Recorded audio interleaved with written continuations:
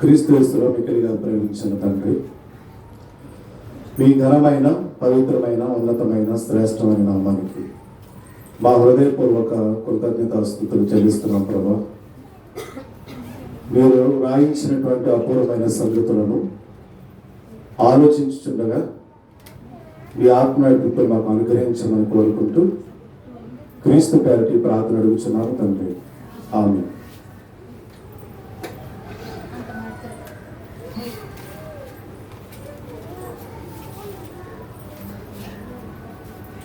ఎఫెసీయులకు రాసిన పత్రిక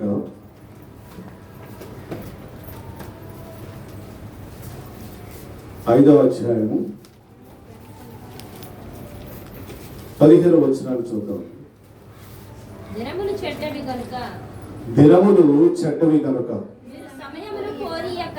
మీరు సమయాన్ని పోనీయక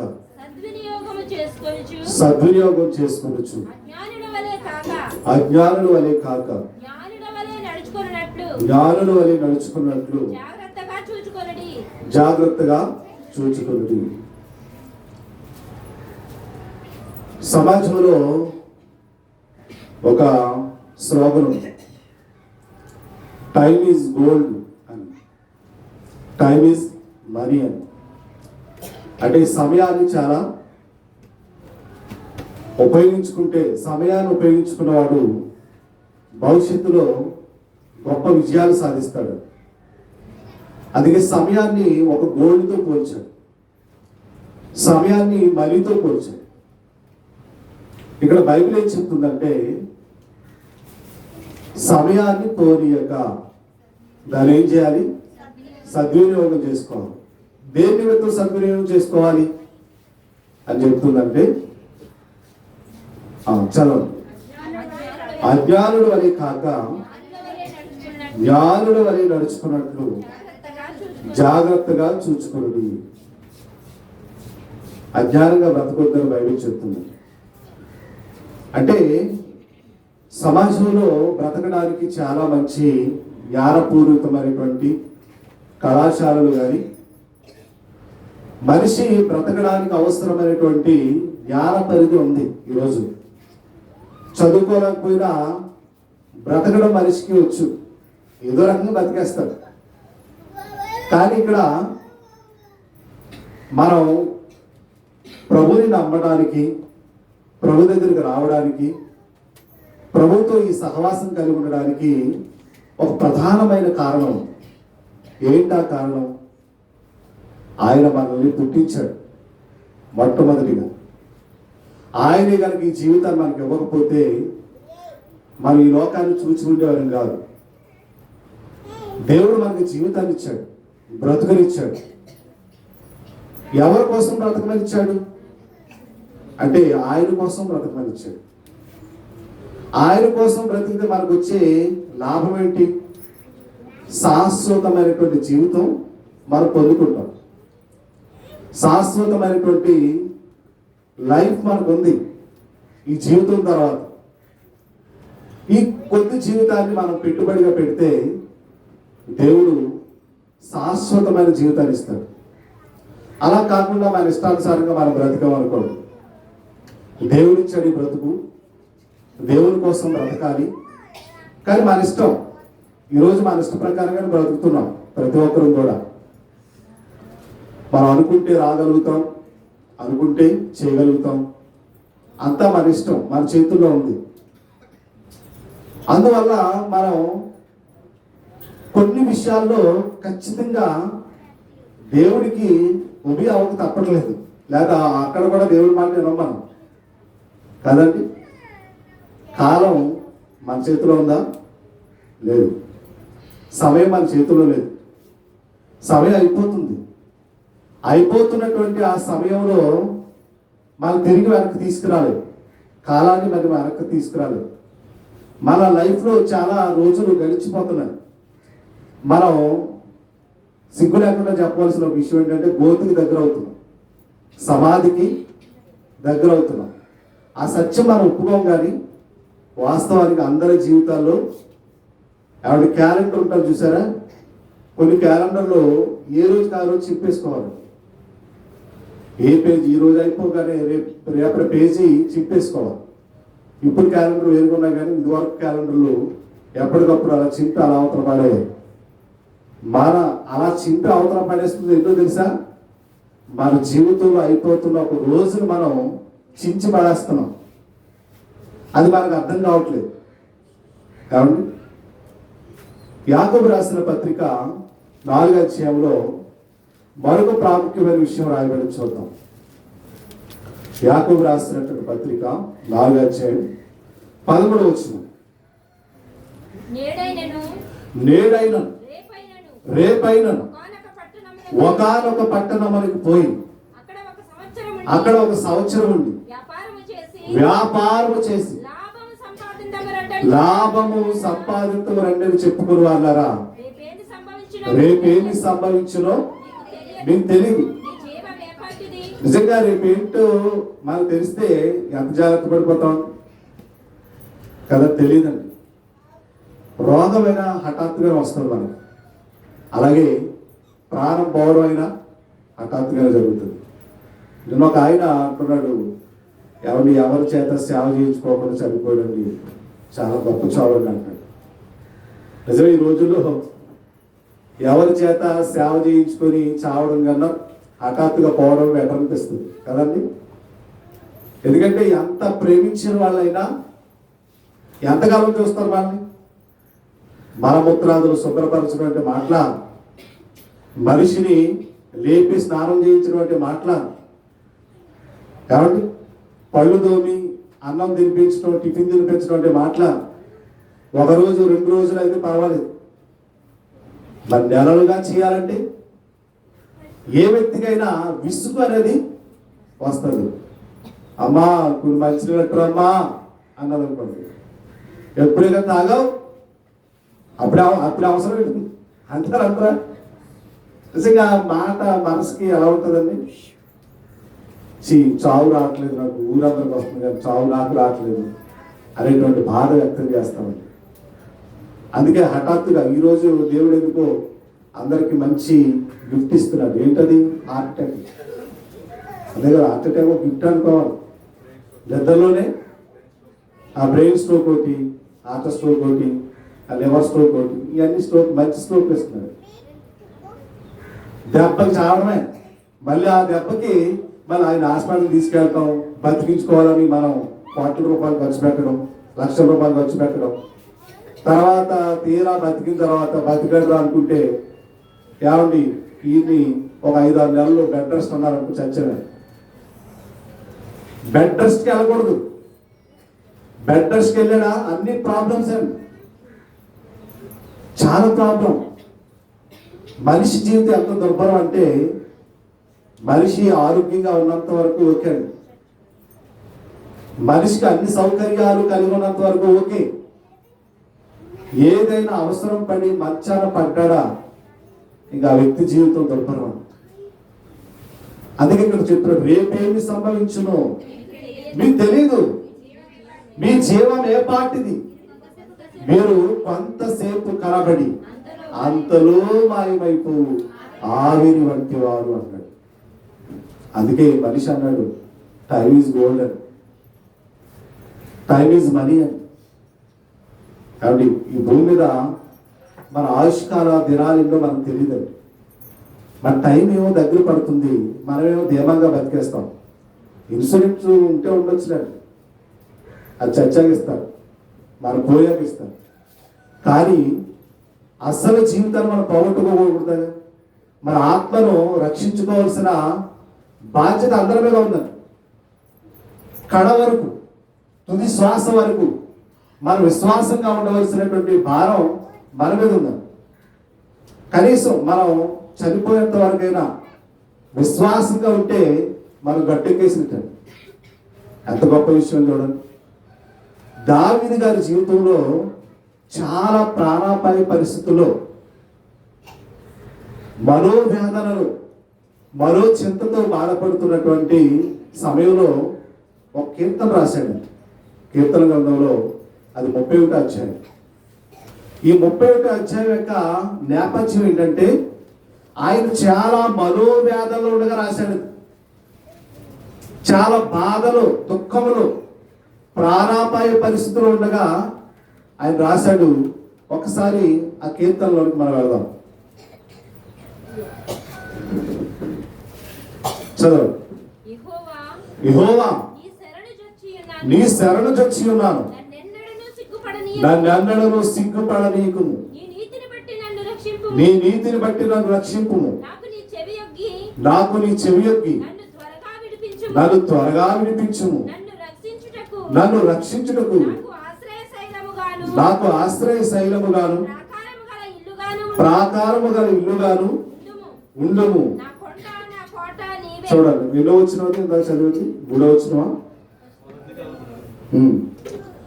మూడో వచ్చిన. నా కొండ నా కోట నీవే, నీ నామమును బట్టి త్రావ చూపి నన్ను నడిపించుము.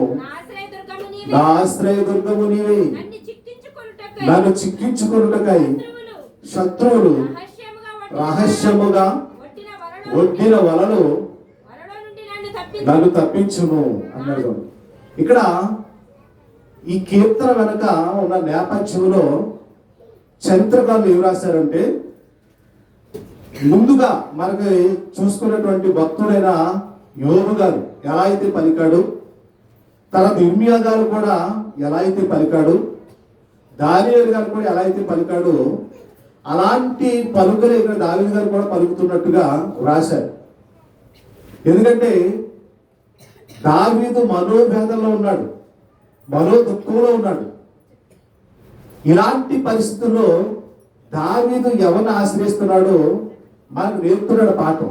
నిజంగా బాధలు వేదనలో మనల్ని ఎవరు పలకరించినప్పుడు, పరామర్శించినప్పుడు, మన గోడు ఎవరు విననప్పుడు, కనీసం ఆత్మీయులు కూడా దరిచేరనప్పుడు, ఎవరు మనల్ని పట్టించుకున్నప్పుడు మనకు కలిగే బాధ అంతేంత కాదు.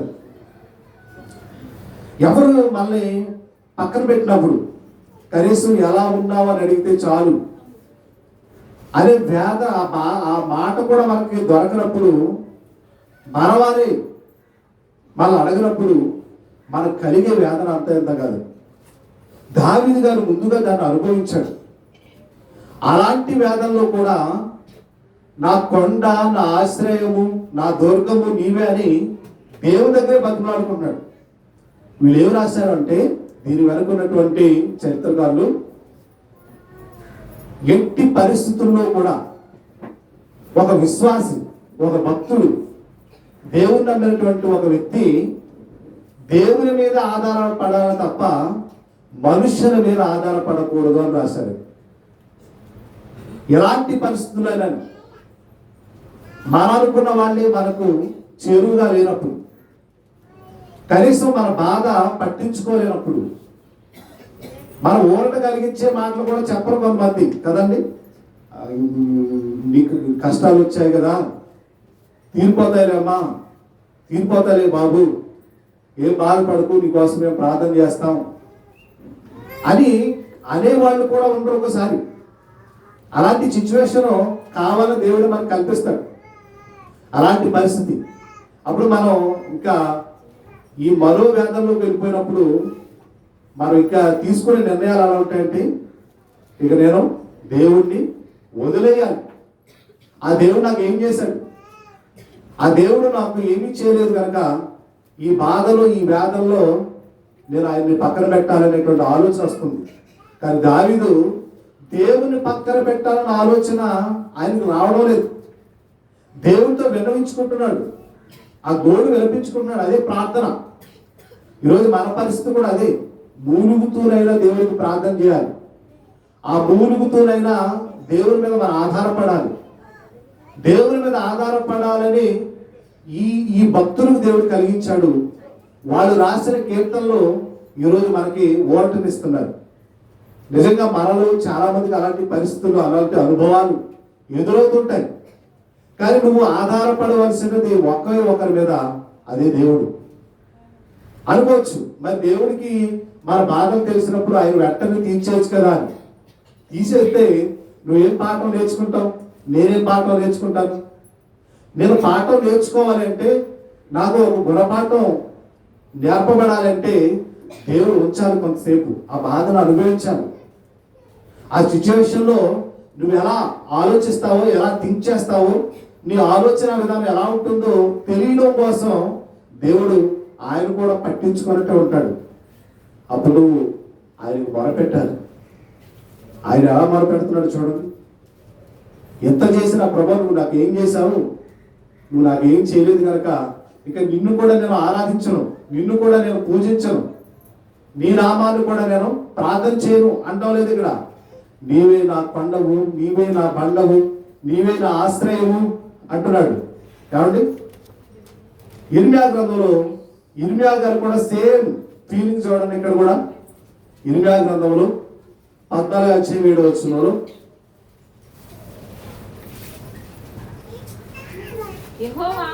యెహోవా మా తిరుగుబాటులు అనేకములు చూడండి, మీకు విరోధముగా మేము పాపము చేసితిమి, మా దోషములు మా మీద దోషారోపణ చేయుచున్నవి, నీ నామమును బట్టి నీవే కార్యము జరిగించుము అన్నాడు. చూడండి ఇక్కడ కూడా ఇర్మియా గారు పడినటువంటి శ్రమలు సేమ్ టు సేమ్ అండి.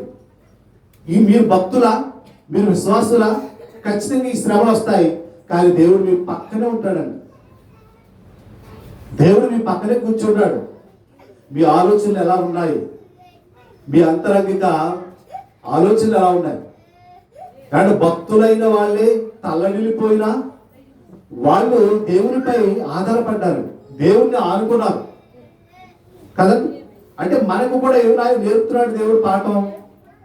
అంటే దేవుడు మన పక్కనే ఉంటాడండి. మనకి అనారోగ్యం వచ్చినప్పుడు పక్కన ఉంటాడు, మనకి శ్రమ వచ్చినప్పుడు పక్కనే ఉంటాడు, మనతోనే ఉంటాడు. కానీ మన ఆలోచనలు ఎలా ఉన్నాయి? దేవా నీదే భారం అని అంటున్నావా? దేవా నువ్వేం చేస్తావో చేయి, ఇదిగో నీకు అప్పగిస్తున్నానని దేవుడికి అప్పగిస్తున్నావా? లేక మనం వేరే వేరే మార్గాలు వెతుకుతున్నామా? అది కూడా చూస్తాను. మన సమస్యలు ఆయన చేతుల్లో పెడుతున్నామా? మనకు కలిగిన భారాన్ని దేవుని చేతిలో పెట్టి మనం దేవునికి ప్రార్థన చేస్తున్నామా? లేక వేరే మార్గాలు ఏమున్నాయా, వేరే సొల్యూషన్స్ ఏమున్నాయా చూస్తున్నావా? దేవుడే అసలు ఆ యొక్క పరిస్థితిని కల్పించిన వాడు దేవుడే. మీరు బాగా వినండి. మనకి కలుగు పరీక్షను బట్టి మనకు పరలోకం ఇవ్వబడుతుంది. నిజంగా ఇర్మియాని ఎలా దేవుడు కాచి కాపాడాలో తెలుసా అండి? కట్టికి రెప్పలా కాచి కాపాడాలి ఇర్మియా గారు. అంత గొప్ప భక్తుడే. దావీదు గారు ఎంత గొప్ప భక్తుడు. అలాంటి భక్తుల జీవితాల్లోనే దేవుడు వాళ్ళ శ్రమల గుండా నడిపించాడండి. శ్రమల గుండా వాళ్ళకేమి పూలబాట పరచలేదు దేవుడు, ముళ్ళబాటే పరిచాడు. ఆ ముళ్ళు మీద నడుస్తూనే వెళ్ళాడు. యేసుప్రభు కూడా కల్వరి కొండకి ఎలా వెళ్ళాడండి? రాళ్ళు రప్పల మీద నడుచుకుంటూ వెళ్ళాడండి. ఒక పక్క భారమైన సిలువ, మరో పక్క వాళ్ళు కొడుతున్నారు. దారి పొడుగునా కొడుతూనే వచ్చారండి వాళ్ళు. కింద ఏమైనా దారి బాగుందంటే లేదు. రాళ్ళు రప్పలు ఎత్తులు పల్లాలు. ఒక బరువుతో ఎత్తు పల్లాలు మీద నడవాలంటే మనకి ఎలా ఉంటుందండి? ఒక గంపలో బరువు పెట్టుకొని మనం నెత్తి మీద తల మీద పెట్టుకొని పల్లాలు ఎత్తు పల్లాలు రోడ్లో నడవడం ఎంత కష్టం. సాఫీగా ఉందో అనుకోండి నడిచేస్తాం. కానీ యేసు ప్రభు నడకలో కూడా ఆయన శిలువ మీదకు వెళ్ళేటప్పుడు కూడా ఆయన రాళ్ళు రప్పల మధ్య నడుచుకుంటూ వెళ్ళాడు. ఆయన శ్రమలే పడ్డాడు, నిందలే పడ్డాడు. మంచి చేసి అనేక మంది స్వస్థతలు చేసి అనేక మందిని బాగుపరిచి చూడండి, అనేక మంది కడుపులను అన్నం పెట్టి ఆయన బాధపడ్డాడు. ఈరోజు మనం నిజంగా నువ్వు భక్తుడు అయితే నీకు ఈ శ్రమలు తప్పవు. కానీ దేవుడు నీ పక్షానే ఉంటాడు, నిన్ను నడిపిస్తాడు, నీకు శక్తిని ఇస్తాడు, అన్ని విషయాల్లో ఆలోచనిస్తాడు. నిన్ను ఒకసారి అలా ఒంటరిగా వదిలేస్తాడు. ఒంటరిగానే వస్తాయండి ఇవన్నీ కూడా, బాధలు, కష్టాలు. ఎందుకంటే నీ బండి చక్రాన్ని నువ్వే నడిపించుకోవాలి, ఎవరు నడిపించరు. అంతే కదా. జీవితం అంటే వడ్డించని ఇస్తని కాదు అంటారు చాలా మంది. అంటే మనమే వడ్డించుకోవాలి. అన్ని వడ్డించినట్టుగా ఉండదు మన జీవితం. మనమే అన్నీ చక్కపరుచుకోవాలి. ఇది దేవుడు మనకు నేర్పుతున్నటువంటి పాఠం. కానీ ఒక విశ్వాసి తన విశ్వాసాన్ని విడవకుండా ఉండాలంటే ఈ శ్రమల గుండా నడిపించాలి. ఇనప కొలుములో దేవుడు మనల్ని వేస్తాడు. ఆ ఇనప కొలుములో కూడా దేవుడు ఉంటాడని. దానికి ఫర్ ఎగ్జాంపుల్ ఏంటో తెలుసా? శద్రకు మేషకు అబేద్నెగోని ఎక్కడేశారు? అగ్నిగుండం. అక్కడ ఏమన్నారు? దేవుని దూత ఉంది కదా, ఆయన ఉన్నాడు. అంటే అగ్నిగుండంలో నిన్ను పడేసిన, శ్రమల గుండా నేను నడిపించిన నీతో పాటు పక్కనే ఉన్నాడండి ఆయన. నువ్వు బలపడాలి. ఈ భక్తుల జీవితాలని కూడా అందుకే వ్రాయించాడు. ఇక్కడ ఇర్మియా గారి పరిస్థితి కూడా అలాగే ఉంది. ఇర్మియా కూడా అలాగే అంటున్నారు. ఏమండి? ఇప్పుడు చదవండి 31:4. నా ఆశ్రయము నీవే, నన్ను చిక్కించుకొనుటకై శత్రువులు రహస్యముగా ఒట్టిన వలలో నుండి నన్ను తప్పించుము. 5వ వచనం వెరీ వెరీ ఇంపార్టెంట్. నా ఆత్మను నీ చేతికి అప్పగించుచున్నాను. ఈ పదం చదవగానే మనకి ఎవరైనా గుర్తొచ్చారండి? యేసుక్రీస్తు వారు. ఏమండి? యేసుక్రీస్తు వారు సిలువలో ఆయన తన ఆత్మను అప్పగించాడు. చరిత్రకారులు ఏం రాస్తారంటే, బైబిల్ చరిత్రకారులు ఆత్మను అప్పగించడం అంటే ఈరోజు మనం అందరం కూడా మన ఆత్మను ఎవరికి అప్పగించాలి?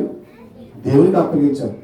దేవునికి అప్పగిస్తే దేవుడు అంట దాన్ని చక్కగా భద్రంగా కాపాడతాడు. ఎప్పటి వరకు?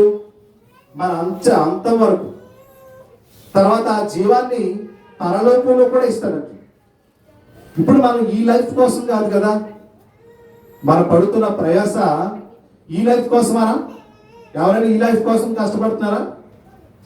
మొదటి కొరింథీయులకు రాసిన పత్రిక 15వ అధ్యాయం 19వ వచనం ఒకసారి చదవండి. ఒకవేళ పొరపాటున మనకు తెలియకుండా మన పిల్లల్లో ఎవరైనా కానీ, ఈ నెట్ వీక్షిస్తున్నటువంటి పిల్లలు ఎవరైనా కానీ యేసు ప్రభును ఈ జీవిత కాలం మట్టికి నమ్ముకుంటే గనక వాళ్ళు ఎలాంటి వారు బైబిల్ చెప్తుంది ఒకసారి చూడండి. కొరింథీయులకు రాసిన మొదటి పత్రిక 15వ అధ్యాయం 19వ వచనం. ఈ జీవిత కాలం మట్టుకే, ఈ 60 ఏళ్ల జీవితాని కోసమే లేదా ఈ 50 ఏళ్ల జీవితం కోసమే మీరు క్రీస్తునందు నిరీక్షించు వారు మైన ఎడల మనుషులందరికంటే దౌర్భాగ్యులయుందురు అన్నారు. అందుకు మన ప్రభు నమ్మింది ఈ జీవితం కోసం కాదు, ఈ లైఫ్ కోసం కాదు, ఈ లైఫ్ సెటిల్ అవ్వడం కోసం కాదు. ఒకవేళ ఎవరైనా అలా నమ్ముకుంటే వెంటనే మీ డెసిషన్ మార్చేసుకోండి ఈరోజే. ఎందుకంటే మీ ఈ లైఫ్ దీనికోసం కాదు, మరో లైఫ్ కోసం. అది ఎటర్నల్ లైఫ్, నిత్య జీవం, నిత్యం ఉండే జీవితం అది. కానీ ఈ ఆకారం, మనం కనబడుతున్న ఈ ఆకారం కానీ, మనం జీవిస్తున్న జీవితం కానీ ఈ లోకం మట్టిగా అయితే మనం దౌర్భాగ్యం ఉంటున్నారు. అంటే తెలుసో తెలియకో చాలా మంది తెలియదు కదండి. ప్రభువుని ఎందుకు నమ్ముకోవాలి అంటే చాలా మందికి ఏమనుకుంటారంటే, మా బ్రతుకులు బాగుపడటం కోసం, మా జీవితాలు బాగుపడటం కోసం, మాకు ఉన్నతమైన స్థితి కలగడం కోసం, మా పరిస్థితులన్నీ మెరుగవడం కోసం, ఉన్నతమైనటువంటి స్థాయిలో మేము ఉండడం కోసం ప్రభువుని నమ్ముకున్నామని చాలా మంది అంటుంటారు. సాక్ష్యాలు కూడా వింటూ ఉంటాం మనం. కానీ వాస్తవానికి బైబిల్ ఏం చెప్పిందంటే, ఈ జీవిత కాలం మట్టికి మనము క్రీస్తునందు నిరీక్షించు వారమైన ఎడల మనుషులందరికంటే దౌర్భాగ్యులు అన్నది. మరి ఏది నమ్ముదాం మనం? అయ్యగారు చెప్పిన సాక్ష్యం నమ్ముదామా, లేక బైబిల్ నమ్ముదామా? అండ్ ఈరోజు మొన్నటి వరకు న్యూస్ మీడియాలో, ఈ టీవీ ఛానల్లో ఒక న్యూస్ బాగా ట్రెండ్ అయింది. ఏంటంటే అమ్మ తేజ గారి మధ్య, అలాగే విజయప్రసాద్ రెడ్డి గారి మధ్య ఇంకా చాలా మంది వచ్చేసారు అనుకోండి. వాళ్ళందరూ ఎవరు రైట్?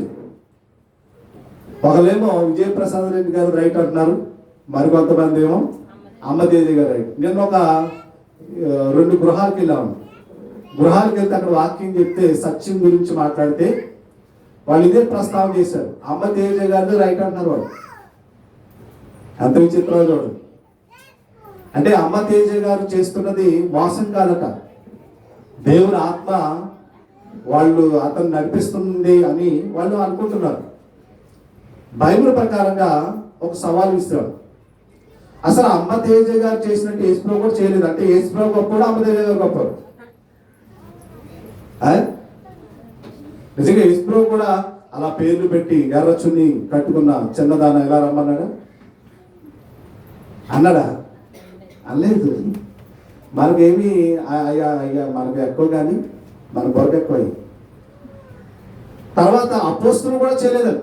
పేతురు లాంటి మహనీయుడు కానీ, అపోస్తుల పౌలు గారు కానీ అలాంటి సూచక్రియలు ఏం చేయలేదు. ఇప్పుడు అమ్మతేజి గారు చేస్తున్నాడు.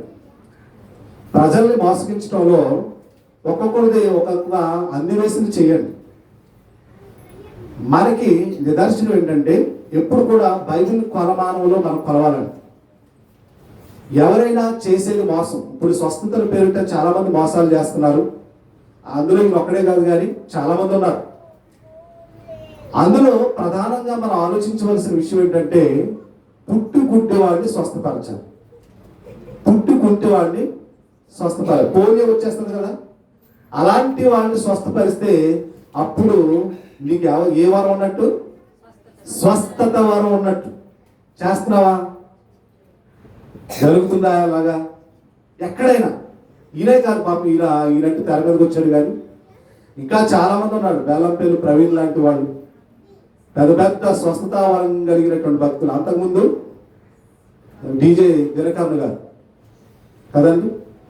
ఇలా చాలా మంది ప్రారంభం నుండి కృపావరాలు చాలా రకాలుగా ఉన్నాయి. అందులో మాకు స్వస్థపరిచి కృపావరం ఉందని ఈరోజు తెర మీదకి వచ్చారు వీళ్ళంతా.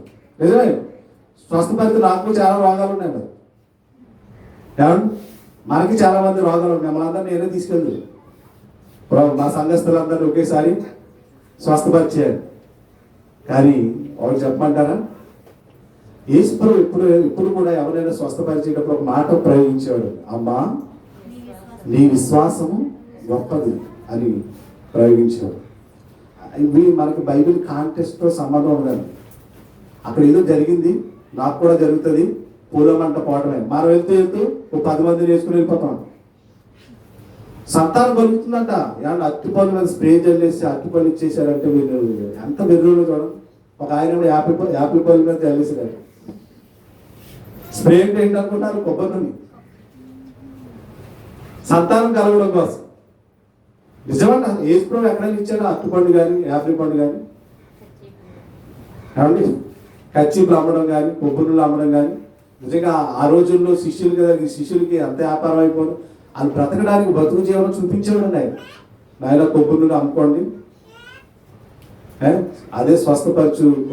ఒక ఆయన ఇక్కడ రోజు మనం కూడా వెళ్ళాం ఆ దరిద్ర సంఘానికి. ఆయన కొబ్బరి నూనె క్రీస్తు రక్తం అంటున్నాడు. శ్రీని గారు అడిగేద్దాం అనుకున్నారు బాబు. నేను అడుగుతాను అన్నారు. అడిగినా వాళ్ళు ఏం చెప్పరు బాబు నీకు అని మేము వచ్చేసాం. అంటే కొబ్బరి నూనె యేసు రక్తమా? నీటిలో కలిపేసి అండ్ ఇలా కలాబ్ జల్లంటే జల్లేస్తాను మా, కలాబ్ జల్లంటే జల్లేస్తారు మా. అవి పడగానే ఆ చినుకులు పడగానే మనకి ఎలా ఉంటుంది? జల్లించినట్టు ఉంటుంది. అప్పుడు అనుకుంటారు ఆత్మ నా మీద దిగిపోయింది. ఇప్పుడు ఏం లేదు, మీరు కళ్ళు మూసుకుంటే నేను కూడా నీళ్ళు చల్లుతాను. అప్పుడు మీకు కూడా ఎలా ఉంటుంది? ఒకసారి ఉలిక్కి పడతారు. మీ శరీరం దానికి పొలకించిపోద్ది. అప్పుడు మీకు ఏమనిపిస్తుంది? అప్పుడు సరిగ్గా నేను అదే సమయంలో గట్టిగా ఆత్మ దిగొచ్చింది అంటాను. అప్పుడు మీరు కొట్టేసుకుంటారు అంతే. నిజమండి, అదొక హిప్నటైజం. అదొక టెక్నికల్గా చేసేది అది. అందుకే ఏ రోజు కూడా మనం బైబిల్ చదవాలి. బైబిల్ చదవకపోతే ఎవడో మోసపోతాం మనం ఈజీగా. అందుకే ఇలాంటి స్వస్థతలు చేసేవాళ్ళు కావాలి మనకు. నేను బాగా గమనించింది ఏంటంటే వీళ్ళలోనే కాదు విదేశాల్లో కూడా స్వస్థపరిచేటువంటి పాస్టర్ గారు ఉన్నారు విదేశాల్లో కూడా. ఒక ఆయన ఆల్రెడీ తీసుకెళ్ళిపోతున్నారు. ఒక అతన్ని ఆ పెట్టిని ఆఫ్ చేశాడు. యేసు ఆఫ్ చేశాడు కదా, విధవరాలి కుమారుడి విషయంలో పాడిని ఇలా పట్టుకున్నాడు కదా, అలా ఈయన కూడా పట్టుకుని దించాడు. దించి మొత్తం మీద ఆ పెట్టులో ఉన్నవాడిని లేపేసింది. ఏమండి అదంతా యాక్టింగ్ అండి. అది కొంతమందికి కొన్ని టెక్నిక్లు ఉంటాయండి. శ్వాస ఆపుకోగలిగే టెక్నిక్ ఉంటాయి. అలాంటి వాళ్ళని అందులో పెడతారు పెట్లో. ఇది మనకు తెలియదు కదా, నిజంగా కళ్ళకు వాస్తవంగా అనిపిస్తుంది. బైబిల్లో ఉన్నాడు గారడి సింహం అని తెలుసు కదా మనకి. గారడి సింహం ఎన్ని గారడీలు చేశాడు అప్పటి వరకు? అమ్మా చైత్ర ఏమండి గారడి సింహను ఉన్నాడు. ఆ గారడి సింహను ఎన్ని గారడీలు చేశాడు? అప్పుడు అది వాస్తవం కాదని ప్రజలు తెలుసుకున్నారా లేదా? ఇది ప్రజల్లో రావాలని మార్పు, పాస్ట్లో రాదు. వాళ్ళకి ప్రేమపూర్వక చర్చలు చేసిన వాళ్ళు ఏం మారరు.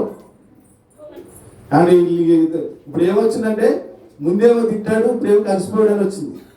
ముందేమో భయంకరంగా తిట్టేశాడు, ఇప్పుడేమో వాళ్ళందరూ చక్కగా ప్రేమపూర్వకంగా కలిసిపోయారు.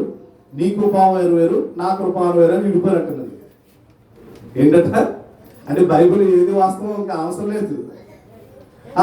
నీకు దేవుడిచ్చిన కృపారం అలాంటిది బ్రదర్, నాకు దేవుడిచ్చిన కృపారం ఇలాంటిది బ్రదర్ అని విడిపోయినట్టండి. ఇది ప్రేమపూర్వక చర్చ అండి, వాస్తవం కాదండి. అసలు ఎక్కడ రావాలి మార్పు అంటే ప్రజల్లోనే రావాలి. ప్రజలు బైబిల్ బాగా చదవాలి, ప్రజలు ఆ మోసాలను పసిగట్టాలి. అప్పుడే ప్రజల్లో అవేర్నెస్ తీసుకురావాలి. ప్రజల్లో అవేర్నెస్ రానంత వరకు బైబిల్ వీళ్ళు చదవరు కదా. ఎలాగ చదవరు? మాలాంటి బాధ, అయ్యో దేవుడి పేరట మోసాలు జరుగుతున్నాయి, మోసగాండ్రకు పనివారి ద్వారా ఎందరో ఆత్మలు నరకానికి వెళ్ళిపోతారని బాధపడతాం మేము. ప్రయోజనం ఏంటి? ప్రజల్లో మార్పు రానంత వరకు అస్సలు ఎలాంటి ప్రయోజనం ఉండదు. ఇంకా చూడండి, ఐదవ వచనంలో వ్రాయబడినట్టుగా యేసుక్రీస్తు యొక్క ఆత్మను తండ్రికి అప్పగించుకున్నట్టుగా మనం లూకాసు సువార్త 23:46 వచనంలో చూద్దాం. లూకాసు సువార్త 23 అప్పుడు యేసు గొప్ప శబ్దముతో కేకవేసి, తండ్రి నీ చేతికి నా ఆత్మను అప్పగించుకో. మనం కూడా మన ఆత్మలను, శరీరాత్మలను దేవునిగా అప్పగించుకోవాలి. సజీవ యాగముగా మీ శరీరాలు ఏం చేయాలి? దేవునికి సమర్పించుకోమన్నాడు కదా. మనం సమర్పించుకోవడం లేదు, అందుకే భయపడుతున్నాం. ప్రతిదానికి భయపడుతున్నాం. నేను భయపడుతున్నాను, మీరు భయపడుతున్నాను. ఈరోజు ప్రపంచంలో ఎందరో దేవుడు నమ్మిన వారు భయపడటానికి గల కారణం ఏంటంటే, సజీవ యాగముగా మన శరీరాలను దేవునికి సమర్పించుకోవడం లేదు, మన ఆత్మను దేవునికి అప్పగించుకోవడం లేదు. తర్వాత అపొస్తలుల కార్యములో మరొక ఆయన మనకు కనబడతాడు. 7:59 వచనం. అపొస్తలుల కార్యములు 7:59. ప్రభువును గూర్చి మొరపెట్టుచు, యేసు ప్రభువా నా ఆత్మను చేర్చుకొనమని స్తెఫను పలుకుచుండగా వారు అతనిని రాళ్లతో కొట్టిని చంపేశారు. ఇక్కడ స్తెఫను కూడా తన ఆత్మను ఎవరికి అప్పగించుకున్నాడు? దేవుడికి. పేతురు గారు కూడా ఏం చెప్తున్నారు ఒకసారి చూద్దాం. మనకు ఎలాంటి స్టేట్మెంట్ ఇస్తున్నారు? పేతురు గారు రాసిన మొదటి పత్రిక 4:19 వచనం. కాబట్టి దేవుని చిత్త ప్రకారం బాధపడువారు.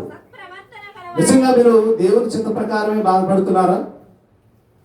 దేవుని ఇష్ట ప్రకారంగానే మీరు బాధలు అనిపిస్తున్నారా? శ్రమలు అనిపిస్తున్నారా?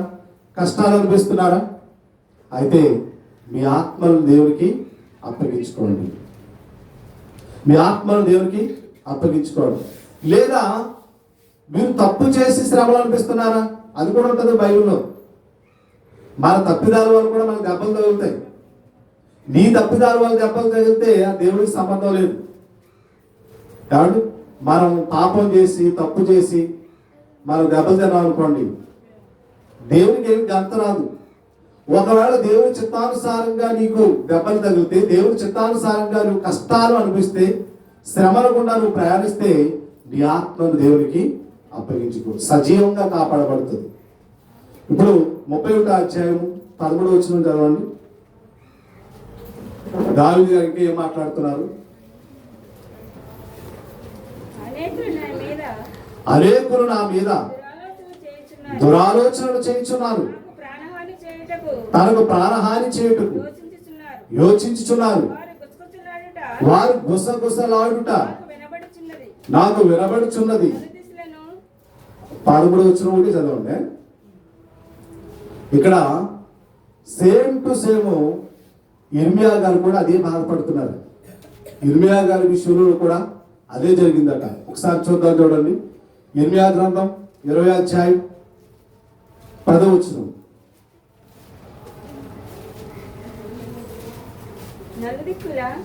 నలుదిక్కుల భయము అనేకులు గుసగుసలాడుట నేను వింటిని. ఇక్కడ దావీదు గారు ఏమంటున్నారు? ఆయన గురించి అనేకులు గుసగుసలాడుట ఆయన వినబడుతుందట. ఆయన హింసించేవారు, శ్రమ పెట్టేవారు, ఇబ్బంది పెట్టేవారు. వాళ్ళు గుసగుసలాడుట నాకు వినబడుచున్నది. భక్తుల జీవితాల్లో ఎలా జరుగుతున్నాయి చూడండి, ఒకే రీతిగా జరుగుతున్నాయి. ఈరోజు నువ్వు భక్తుడు అయితే, భక్తురాలు అయితే, దేవునికి ఇష్టరాలు అయితే, దేవునికి ఇష్టడు అయితే, నీ జీవితంలో కూడా ఇలాంటివే జరుగుతాయి. భయపడకు, ఆధైర్యపడకు. దేవుడు నీ పక్కనే ఉన్నాడు. నిన్ను బలపరచడానికి, నిన్ను ధైర్యపరచడానికి ఆయన తోడు. ఆయన సన్నిధి కాంతి నీ మీద ఎప్పుడు ప్రకాశిస్తూ ఉంటుంది, ప్రకాశిస్తూ ఉంటుంది. ఇప్పుడు మాట్లాడుతున్నాడు 19వ వచనంలో, 31వ అధ్యాయము 19వ వచనం. నీ అందు భయభక్తులు గల వారి నిమిత్తం నీవు దాచి ఉంచిన మేలు ఎంతో గొప్పది. ఇన్ని శ్రమల గుండా ప్రయాణం చేసిన తర్వాత మనకు కలిగే గిఫ్ట్. రన్నింగ్ చేయకముందు చేస్తారు గిఫ్ట్, రన్నింగ్ చేసినాక ఇస్తారా? ఎంతో కష్టపడాలండి.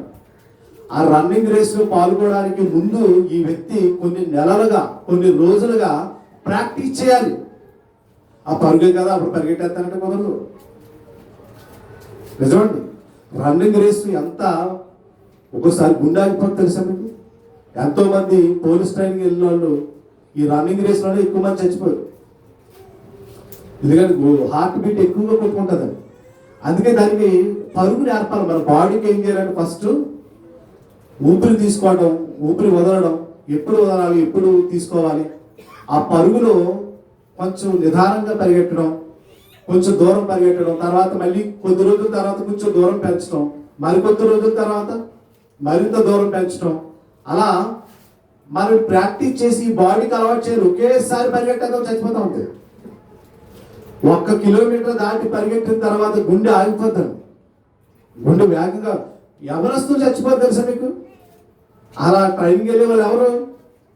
20 నుంచి 30 ఏళ్ళ మధ్యలో వాళ్ళే కదా. వాళ్ళు చచ్చిపోయారంటే మీరు ఆలోచించండి. రన్నింగ్ రేస్ ఎంత ప్రమాదం. పరిగెట్టిన తర్వాత, నువ్వు కష్టపడిన తర్వాత నీకు బహుమానం దొరుకుతుంది. అలాగే ఈ శ్రమల గుండా నువ్వు ప్రయాణం చేసిన తర్వాత పరలోక ప్రవేశం దొరుకుతుంది. ఆ రోజు నీకు వచ్చే ఆనందం ఎవరు నీ ఆనందాన్ని ఎవరు అపహరించలేరు ఉంటుంది బైబిల్. నీ దగ్గర నుంచి ఆ ఆనందాన్ని ఎవరు అపహరించలేరు అని రాయబడుతుందండి. కాబట్టి దానియేలు గారి జీవితంలో కూడా ఏదో జరిగింది చూడండి ఒకసారి. దానియేలు గ్రంథం 9వ అధ్యాయం 17వ వచనం. భక్తుల్ని మీ ముందుకు తీసుకొస్తున్నాను. మీ కష్టాలు మాకే వచ్చాయండి, ఈ శ్రమలు మాకే వచ్చాయండి, ఈ దరిద్రం అంతా మా నెత్తి మీద ఉందండి, ఈ శని అంతా మా నెత్తి మీద ఉందని బాధపడకండి. మీకు కాదు, మీకన్నా మహా గొప్ప గొప్ప భక్తులు వాళ్ళు. అసలు వాళ్ళ పేర్లు ఎత్తడానికి కూడా మనకు అర్హత లేదు. అలాంటి మహనీయుడైన దావీదు గారు కానీ, మహనీయుడైన యోబు గారు కానీ, మహనీయుడైనటువంటి దానియేలు గారు కానీ, వీళ్ళందరూ మహా భక్తులని. దానియేలు గారిలో 9వ అధ్యాయం 17వ వచనం. ఇప్పుడైతే మా దేవా దీనిని బట్టి నీ దాసుడు చేయు ప్రార్థనలను విజ్ఞాపనలను ఆలకించి ప్రభువు చిత్తానుసారముగా శిథిలమైపోయిన నీ పరిశుద్ధ స్థలం మీది నీ ముఖ ప్రకాశము రారిము. ఇక్కడ ఈ 31 అధ్యాయాలు కూడా అదే మాట్లాడతాడు దావీదు గారు. ఇదిగో నీ భక్తుడి మీద ఒక్కసారి నీ ముఖ ప్రకాశము రారిము. అంటే ఎంత ప్రాధేయపడ్డారు దేవుణ్ణి. వదలలేదని వాళ్ళు. మనకు శ్రమలు వస్తే విడిచిపెట్టేస్తాం మనం. ఎందుకు వచ్చింది దేవుళ్ళే, వేరే దేవుడిని ఏదో నమ్ముకుందాం అనుకుంటాం. నిజ దేవుడిని విడిచిపెట్టి అబద్ధ దేవుడిని నమ్ముకుంటాం మనం. కానీ అక్కడ మీకు మేలు జరగదు, కీడు జరగదు. మేలు కీడులు జరిగించాలంటే ఎవరి చేతిలో ఉన్నది? యెహోవా చేతిలో. మేలైనను కీడైనను జరగాలంటే అది యెహోవా చేతిలోనే ఉందండి, ఇంకెవరి చేతిలో లేదు. మరొక వచనం కూడా చదువుదాం. కొరింథీయులకు రాసిన మొదటి పత్రిక 2వ అధ్యాయం. కొరింథీయులకు రాసిన మొదటి పత్రిక 2వ అధ్యాయం 9వ వచనం. ఇందును గూర్చి దేవుడు తను ప్రేమించి వారి కొరకు ఏమి సిద్ధపరిచెనో. నిజంగా శ్రమల్లో దేవుడు ప్రేమించే మనస్తత్వం ఎవరికి ఉందండి? శ్రమల్లో, కష్టాల్లో, ఇబ్బందుల్లో, ఇరుకుల్లో దేవుని ప్రేమించడం అంటే ఎంత కష్టం అండి. అలా ప్రేమించే వారి కోసం రాస్తున్నాడు ఇది. ఏ బాధ లేనప్పుడు ప్రేమించడం పెద్ద విచిత్రం కాదు. మనకు దేవుని నుంచి సుఖాలు, సౌభాగ్యాలు, మేలులు, ఉపకారాలు వస్తున్నాయి అనుకోండి, అప్పుడు దేవుని ప్రేమించడం గొప్ప విషయం కాదు. ఎప్పుడు గొప్ప విషయం? కష్టాలు వస్తున్నా, కన్నీళ్ళు వస్తున్నా, బాధలు దిగమింగుకుంటూ నువ్వు దేవుణ్ణి ఆరాధిస్తావే, దేవుని ప్రేమిస్తావే, అది రికార్డ్ చేయబడుతుంది. దేవుడు నీకు మేలు కలిగించినప్పుడు నీ కష్టాలన్నీ తీసివేసి ఏ కీడు నీకు రాకుండా, ఏ బాధ, ఏ చింత, చీకు లేకుండా నీకు చేసినప్పుడు ఆయన ఆరాధించడం, ఆయన గణపరచడం, ఆయన కీర్తించడం, గొంతులేయడం పెద్ద గొప్ప విషయం కాదు. ఎప్పుడు చేయాలి? కష్టాల్లో ఉన్నప్పుడు, బాధల్లో ఉన్నప్పుడు, శ్రమలో ఉన్నప్పుడు కూడా దేవా నీ చిత్తం, నీ చిత్తం, నీ చిత్తం, నువ్వేం చేస్తావో చెయ్యి, నిన్ను మాత్రం నేను ప్రేమిస్తూనే ఉంటాను, నిన్ను మాత్రం ఆరాధిస్తూనే ఉంటాను, నిన్ను మాత్రం గణపరుస్తూనే ఉంటాను అని అనేవారి కోసం రాయబడింది ఈ మాట, ఈ లేఖనం. చదవండి. ఇందును గూర్చి దేవుడు తను ప్రేమించే వారికి కొరకు ఏమి సిద్ధపరిచెనో అవి కంటికి కనబడవండి. పరలోకం మీకు కంటికి కనబడుతుందా ఎవరికైనా? అబ్బో గురుగురుగా అంటారు. అసలు కనబడదండి. దేవుడు మనకి ఇచ్చేవేమి కనబడటం లేదు. కనబడితే దేవుడు ప్రేమితుడేమో కదండి. ఆయన కనబడకుండా దాచించాడండి. ఇందాక కూడా చదువుకున్నాం కదా, తన యందు భయభక్తులు గల వారికి ఆయన దాచి ఉంచిన మేలు ఎంతో దాచాడు. ఇవన్నీ ఫస్ట్ నీవు అన్నీ అనుభవించాలి. శ్రమల కొలిమిలో నడిపించబడాలి. శ్రమల గుండా నీ ప్రయాణం సాగించాలి. దేవుని మార్గం ఇరుకు మార్గమా, విశాల మార్గమా? అదే అన్నాడు కదా కొత్త నిబంధనలో కూడా. యేసుక్రీస్తు వారు కూడా ఏమన్నారు? ఇరుకు ద్వారమున ప్రవేశింప పోరాటం. ఇది పోరాటం. ఈ పోరాటములో అలుపెరగగా నువ్వు పోరాడితే నీకు జీవ కిరీటం వస్తుంది. ఎప్పుడో చచ్చాక వస్తుందంటే, చచ్చాక నీకు బీమా ఇస్తానంటే నమ్ముతున్నాడు, అంతే కదా. ఈ ఎల్ఐసి పాలసీలన్నీ ఎప్పుడు ఇస్తారండి? మనం బతుకున్నప్పుడే చచ్చిపోయినప్పుడే. ఎవరికి ఇస్తారు? నామిని ఎవరైతే ఉన్నారో వాళ్ళకి ఇస్తారు. మళ్ళీ వాళ్ళకైనా వస్తుందని నువ్వు చాలా భవిష్యత్తు ఆలోచించి కట్టేశావు. అక్కడ మాత్రం నీ పొరపాటు పనిచేసింది. ఇక్కడ పరలోకం నీకు చనిపోయిన తర్వాత ఇస్తాడు అంటే మాత్రం నమ్మటం లేదు. చూసారా? దేవుడు మనిషి దేవుడిని నమ్ముతున్నాడా, మనిషిని నమ్ముతున్నాడా? ఇక్కడ అంటాడు దేవుని ప్రేమించే వారికి ఆయన ఏమి సిద్ధపరిచాడు అది కంటికి కనబడలేదు, చెవికి వినబడలేదు, మనిషి హృదయానికి గోచరం కాలేదు. మనకు అర్థం కావండి దేవుడు మన పట్ల జరిగించే ఆశ్చర్యం అనేటువంటి క్రియలు. అవి తెలియాలంటే మనకు కొంచెం సమయం పడుతుంది, ఆగాలి. ఏమండి? యెషయా గ్రంథంలో ఒక మంచి మాట చూద్దాం. చూడండి, యెషయా గ్రంథం 64వ అధ్యాయం. యెషయా గ్రంథం 64వ అధ్యాయం 4వ వచనం. కనిపెట్టువాని విషయమై నీవు తప్ప చూడండి, తన కొరకు కనిపెట్టు అని విషయమై నీవు తప్ప ఆ, తన కార్యం సఫలం చేయు తన కార్యము సఫలము చేయు మరి ఏ దేవుని ఎవడు ఏ కాలమున చూచి ఉండలేదు. చూసారా, ఇలాంటి దేవుడు, తన కొరకు కనిపెట్టు వారి విషయంలో మేలు చేసే దేవుడు, ఆశ్చర్యకార్యం జరిగించే దేవుడు మరి ఇంకెక్కడైనా ఉన్నాడా అని అడుగుతున్నాడు నేను భక్తుడు. ఎక్కడ కలడన్న సమాచారమే మనుషులకు కనబడలేదు, వినబడలేదు. అయినా ఈ సమాజం అలా వెళ్ళిపోతుందంట. దేవుడు దీని వెనకుండి నడిపిస్తున్నాడు అనే సంగతి చాలా మందికి తెలియదు పాపం. కానీ అలా ఎందరో మన అన్నలు, తమ్ముళ్ళు, చెల్లెళ్ళు, అక్కలు వాళ్ళు అమాయకంగా వెళ్ళిపోతున్నారు. వాళ్ళందరినీ కాపాడవలసిన బాధ్యత నీ మీద, నా మీద ఉంది. వాళ్ళని చక్కగా దేవుని మార్గంలో నడిపించడానికి దేవుడు మనం ఒక సాధనంగా వాడుకునేలాగా మనం ప్రార్థన చేయాలి. దేవా, నేను కూడా ఒక సాధనంగా వాడబడాలి, నీ పనిలో ఒక పనిముట్టిగా నేను వాడబడాలని ప్రతి ఒక్కరు ప్రార్థన చేయాలి. ఇంకా ఎంతమంది ఉన్నారండి? ఈరోజు మనం ఆలోచిస్తే ప్రపంచవ్యాప్తంగా ఉన్న వ్యక్తులందరినీ మనం కాపాడలేము. ఒక్కొక్కరు ఒక్కొక్క ఆత్మను కాపాడడానికి నిశ్చయత కలిగి ఉంటే ఎన్ని ఆత్మలు కాపాడొచ్చు చూడండి.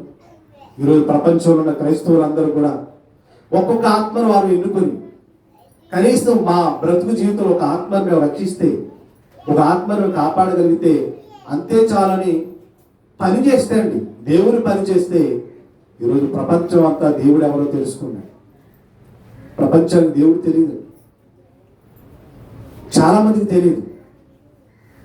ఇది కూడా ఒక మతంగా భావించారు, దీన్ని కూడా ఒక మత గ్రంథంగా చిత్రీకరించారు. అందుకే దేవుడు వాళ్ళకి అర్థం కావటం లేదు. ఎన్ని సంగతులన్నీ నిజంగా మన కాలగతులన్నీ దేవుడి వశాన్ని ఉన్నాయట. 15 వచనం చదవండి, 31వ అధ్యాయం 15వ వచనం. కీర్తన గ్రంథం, నా కాలగతులు నీ వశములో ఉన్నవి. నిజంగానే మన కాలగతులన్నీ ఎవరి చేతిలో ఉన్నాయి? దేవుడి చేతిలో ఉన్నాయి. మరి ఇంకెక్కడ తప్పించిపోతాం? కాబట్టి ఇంకెక్కడ తప్పించిపోతాం? దేవుని చేతుల నుండి మనం ఎక్కడ తప్పించిపోతాం? మనం పుట్టించిన దేవుడు కాదనుకొని మనం ఎక్కడికి పారిపోగలుగుతాం? ఆలోచించారు. అందుకే భక్తుడు బాగా తెలుసుకున్నాడు దావీదు గారు. దేవుని మనసు ఎరిగిన వాడు, దేవుని శక్తియుక్తులు ఎరిగిన వాడు. నిజంగా తనకు అన్ని బాధలు వస్తున్నా, కష్టాలు వస్తున్నా దేవుని మీదే అనుకున్నాడు తప్ప, దేవుణ్ణే ప్రార్థించాడు తప్ప, అనేక సార్లు మొరపెట్టుకున్నాడు, ఉపవాసాలు ఉన్నాడు, దేవుని వైపే చూశాడు తప్ప మరి ఏ దిక్కు వైపు చూడాలి. ఎందుకంటే ఏ దిక్కులో చూసినా ఏ దేవుడు కనిపెడతాడు, మరో దేవుడు లేడు కదా. ఉన్నది ఒకే ఒక దేవుడు, ఆయనే బైబిల్ దేవుడు. ఆ దేవుడు తప్ప ఇంకెవరూ లేనప్పుడు ఎటువైపు చూసినా సహాయం ఇంక రాదు. అందుకే 120 కీర్తన కూడా ఆయన రాశాడు, కొండల తట్టు నా కన్నులు ఎత్తుచున్నాను, నాకు సహాయం ఎక్కడి నుండి వచ్చును అని ప్రశ్న ఆయన వేశాడు. ఆన్సర్ కూడా ఆయన చెప్తున్నాడు చూడండి, యెహోవా వలన నాకు సహాయము. ఇంకా దేవుని వలన తప్ప ఇంకెవరి వల్ల సహాయం మనకి రాదుగాక రాదు. కనుక మనకు వస్తున్న ఈ కష్టాలకు మీరు భయపడకండి, శ్రమలకు మీరు భయపడకండి. నిజంగా మీకు శ్రమలు కష్టాలు వస్తున్నాయంటే మీరు దేవుని లెక్కల్లో ఉన్నారని అర్థం. తెలుసండి, ఆ దేవుని యొక్క లెక్కల్లో ఉన్నారు. మీరు పరలోకం వెళ్ళడానికి సెలెక్ట్ అయ్యారు, పరలోకం వెళ్ళడానికి మీరు సెలెక్ట్ అయ్యారు. అందుకే మీకు కష్టాలు వస్తున్నాయి. అర్హత కలిగిన వాళ్ళకి కష్టాలు వస్తాయి, అర్హత కలిగిన వాళ్ళకి శ్రమలు వస్తాయి. అర్హత మీకు ఉందంటే మీరు పరలోకం వెళ్ళడానికి సెలెక్ట్ అయ్యారు. కనుక ఇప్పుడు దేవుని దూషించి మనం దేవుని మార్గం నుంచి తొలగిపోతే, దేవుడు వద్దనుకొని దేవుడా నువ్వు నాకు ఏం చేసావని ఆయన్ని చిన్నతనంగా మనం మాట్లాడితే మనం తప్పిపోతాం. ఇప్పుడే మనం స్ట్రాంగ్గా నిలబడాలి. దేవుడా ఏం చేసిన నీదే బాధ, నా ప్రాణాత్మలను నీకు అప్పగించుకున్నాను, నా సర్వ శరీరాన్ని నీకు అప్పగిస్తున్నాను, నీ ఇష్టం నువ్వేం చేస్తావో చేయనాయన, నీ చింత ప్రకారం. నా ప్రాణం తీసేస్తావా పర్వాలేదు, నా ప్రాణం ఎక్కడుంటుంది? ఇప్పుడు దేవుని చేతుల్లోనే కదా. మనం వెళ్ళేది, మనం ప్రాణం పోయినా మనం ఎవరి చేతుల్లోకి వెళ్తాం? మరి యేసు అంతటి వాడే నా ఆత్మ నీకు అప్పగించుకుంటున్నానంటే దేవుని ఆత్మ ఎక్కడికి వెళ్ళింది అనుకుంటున్నారు? క్రీస్తు ఆత్మ ఎక్కడికి వెళ్ళింది అనుకుంటున్నారు?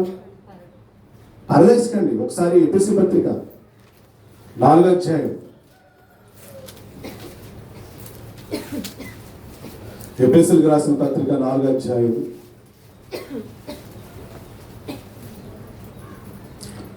7వ వచనం 9వ వచనం ఆరోహణమాయనగా లేదా